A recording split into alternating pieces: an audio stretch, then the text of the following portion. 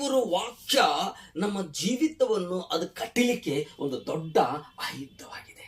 Hallelujah.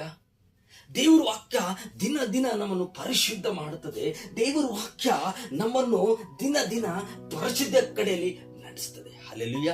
ಹಾಗಾಗಿ ದೇವರ ವಾಕ್ಯ ದಿನನಿತ್ಯ ನಾವು ಆಲಿಸುವಾಗ, ದೇವರ ವಾಕ್ಯ ದಿನನಿತ್ಯ ಅದನ್ನು ನಾವು ಕೇಳಿಸಿಕೊಳ್ಳುವಾಗ ದೇವರ ಶಕ್ತಿ ನಮ್ಮ ಒಳಗೆ ಕಾರ್ಯ ಮಾಡಲಿಕ್ಕೆ ಪ್ರಾರಂಭವಾಗ್ತದೆ. ಹಲ್ಲೆಲೂಯ. ಯಾಕಂದ್ರೆ ದೇವರ ವಾಕ್ಯಕ್ಕೆ ಅಂತ ಶಕ್ತಿ ಇದೆ. ಹಲ್ಲೆಲೂಯ.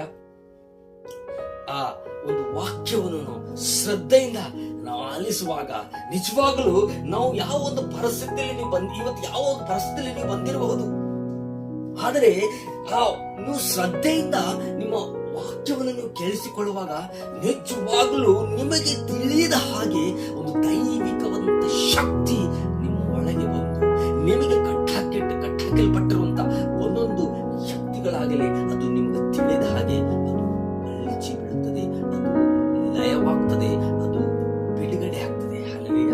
ವಾಕ್ಯಕ್ಕೆ ಅಂತ ಶಕ್ತಿ ಇದೆ. ಹಾಗಾಗಿ ನಾವು ದೇವರ ವಾಕ್ಯವನ್ನು ಧ್ಯಾನಿಸೋಣ. ದೇವರ ಭಯ